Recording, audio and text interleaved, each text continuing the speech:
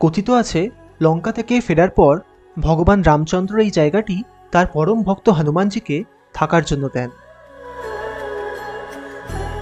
এইবার আমরা যাব বহু প্রতীক্ষিত অযোধ্যার প্রধান আকর্ষণ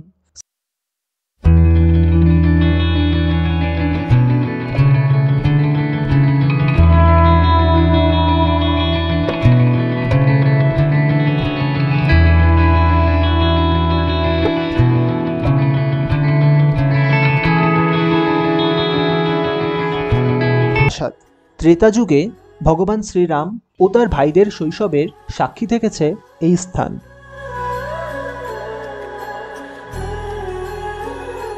বন্ধুরা, এরপর হাঁটতে হাঁটতেই চলে এসেছি কনক ভবনে। রানী কৈকেয়ী এই মহলটি দেবী সীতাকে রাজা রামের সাথে বিয়ের পর উপহার হিসেবে তুলে দেন।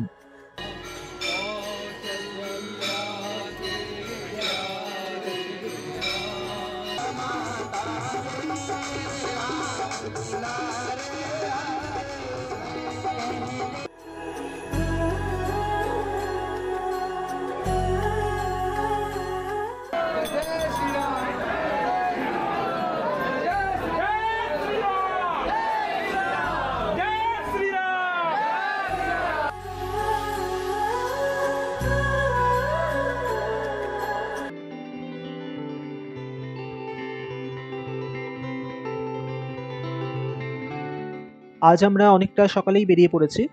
এখন ঘড়িতে বাজছে প্রায় 6:45। প্রথমেই একদম যাচ্ছি হনুমান গাড়িতে।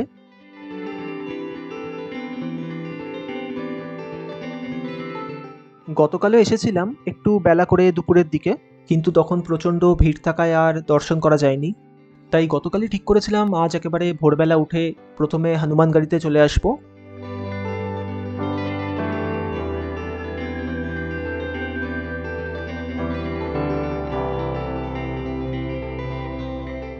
হনুমান গাড়ি খোলা থাকে একেবারে ভোর 4টে থেকে রাত 10টা পর্যন্ত।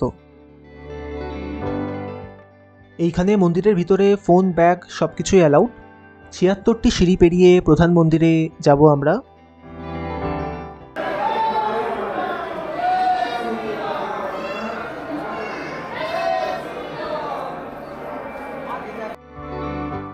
কথিত আছে লঙ্কা থেকে ফেরার পর ভগবান রামচন্দ্র এই জায়গাটি তার পরম ভক্ত হনুমানজিকে থাকার জন্য দেন।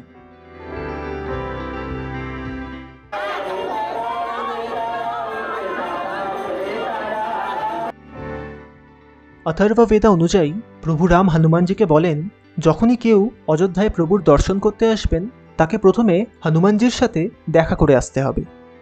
তাই ভক্তরা আজও রামলালার দর্শন করার আগে হনুমান গাড়িতে পৌঁছে যান।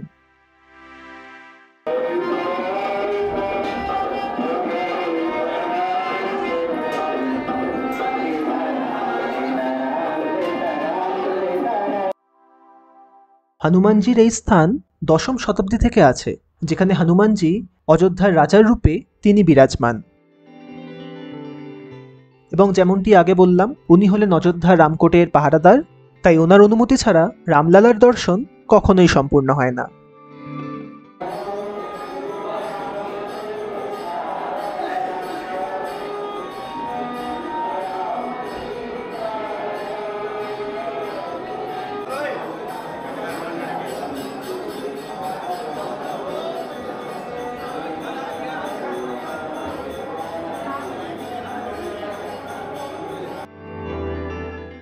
এটি একটি সিদ্ধপীঠ এবং এটি অবস্থিত অযোধ্যা শহরের একেবারে মাঝখানে। এইখানে মন্দিরের গর্ভগৃহে হনুমানজি তার ছোট বয়সে মা অঞ্জনীর কোলে বসে আছেন।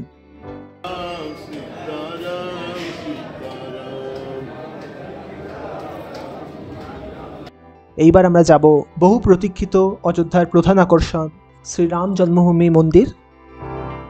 500 বছরেরও বেশি অপেক্ষার পর তৈরি হয়েছে অযোধ্যায় রাম মন্দির। 3 তলার এই মন্দির তৈরিতে কোথাও কোনো লোহা বা স্টিল ব্যবহৃত হয়নি। ব্যবহার করা হয়েছে রাজস্থানের স্যান্ডস্টোন। এবং আপনারা যেমনটি জানেন, এখানে ভগবান শ্রীরামকে 5 বছরের একটি পুত্র রূপে পুজো করা হয়।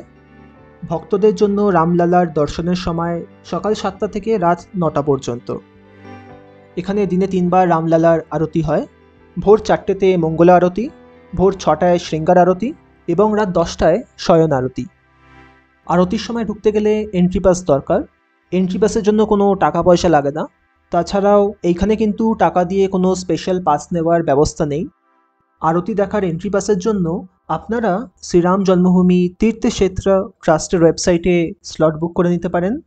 মন্দিরে আরতি শুরু হবার 30 মিনিট আগে গিয়ে পাসটা কালেক্ট করে নিতে হবে। আধার কার্ড কিন্তু সাথে অবশ্যই আনবেন। রাম মন্দিরে আছে 392টি পিলার এবং 44টি গেট। প্রতিটি পিলারে নিখুঁতভাবে খোদাই করা আছে 16 থেকে 28টি দেবদেবীর মূর্তি। এইখানে ক্যাম্পাসে জুতো রাখার কাউন্টার আছে। আর ভিতরে এই কাউন্টারগুলিতে মোবাইল জমা রাখতে হবে। জমা রাখার জন্য কিন্তু কোনো চার্জ নেই।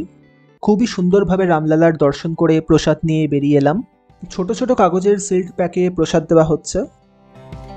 হনুমানগাড়ির দিক থেকে যদি আসেন, রামপাট থেকে ডান দিকে একটি রাস্তা চলে গেছে রাম জন্মভূমি মন্দিরের দিকে।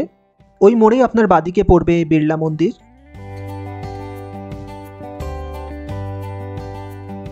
গতকাল অযোধ্যা ঘোরের ব্লগটি আপনারা না দেখে থাকলে আমি ডেসক্রিপশন বক্সে এবং উপরে আই বাটনে লিঙ্ক দিয়ে দেবো, ওখানে ক্লিক করে আপনারা দেখে নিতে পারেন। এখন আমরা যাব দশরথ মহলে। বন্ধুরা দেখুন, একের পর এক সব দোকানগুলি কিন্তু এক রঙে রাঙিত, দেখতে ভারী সুন্দর লাগছে।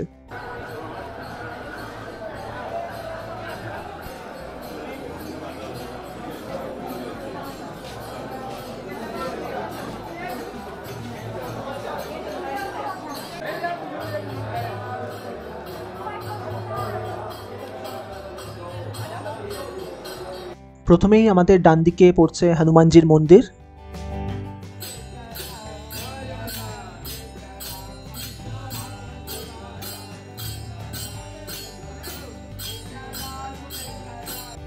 হনুমানগাড়ি থেকে দূরত্ব মাত্র 100 মিটার। বড়া স্থান বা বড়ি জায়গা নামে পরিচিত।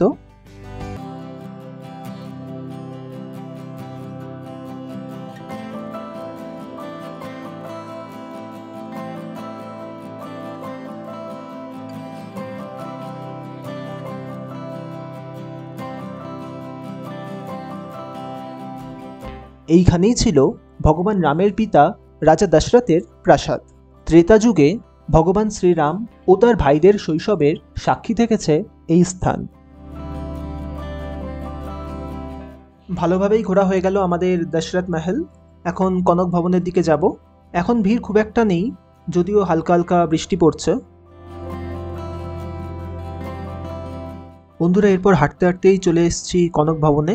দশরথ মহল থেকে মাত্র 200 মিটার মতো ডিস্টেন্স।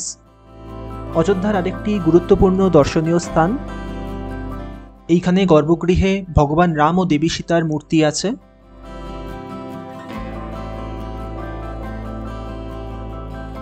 রানী কৈকেয়ী এই মহলটি দেবী সীতাকে রাজা রামের সাথে বিয়ের পর উপহার হিসেবে তুলে দেন। এই মহলটি ছিল শ্রীরাম ও দেবী সীতার ব্যক্তিগত প্রাসাদ।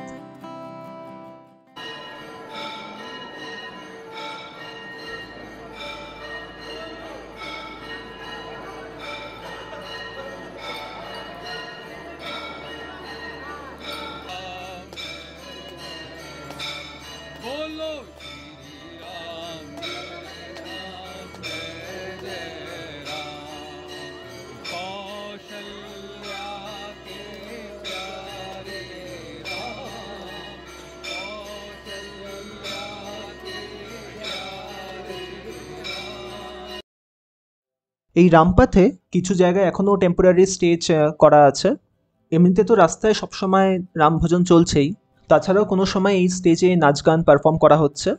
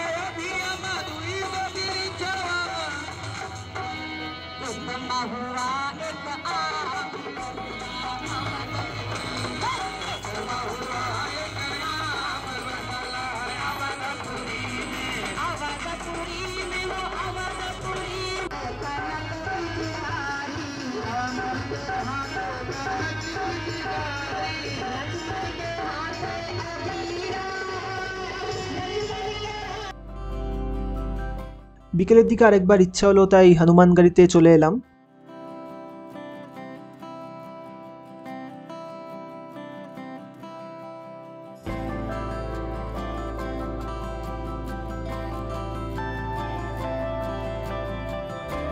এখন কিন্তু এখানে লোকজনের ভালোই ভিড়, মানুষের উৎসাহ একেবারে চোখে পড়ার মতো।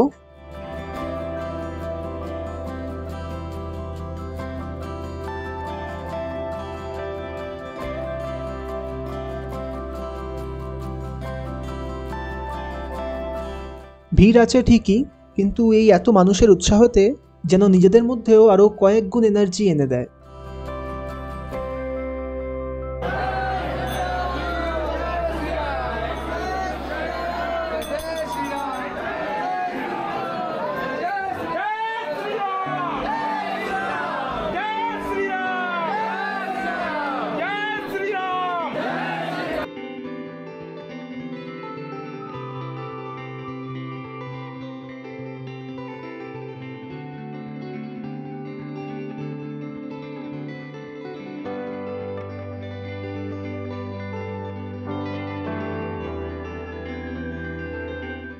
এইবার ফিরে যাওয়ার পালা।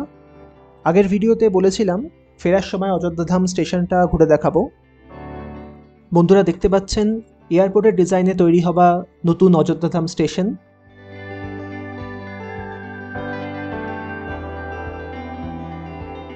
এইখানে lift, escalator, cloak room, waiting হল, এসি ওয়েটিং হল, food plaza, child care room, sick room, আরও অনেক রকম মডার্ন ফেসিলিটিস এই স্টেশনে আপনারা পেয়ে যাবেন। অযোধ্যার ট্রেডিশন এবং কালচারের সাথে মিলিয়ে বানানো এই স্টেশন।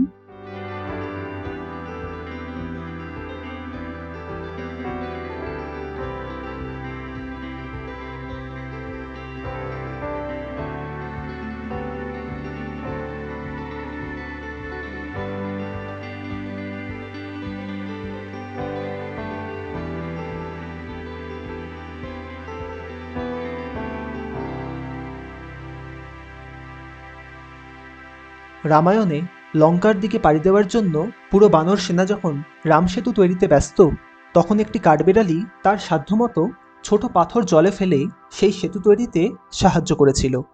সেই কাহিনী থেকে ইন্সপিরেশন নিয়ে বসানো হয়েছে এই স্ট্যাচু। এটির মাধ্যমে সম্মান জানানো হচ্ছে সমাজের প্রতিটি নিষ্ঠাবান এবং ছোট যোগদানকেও।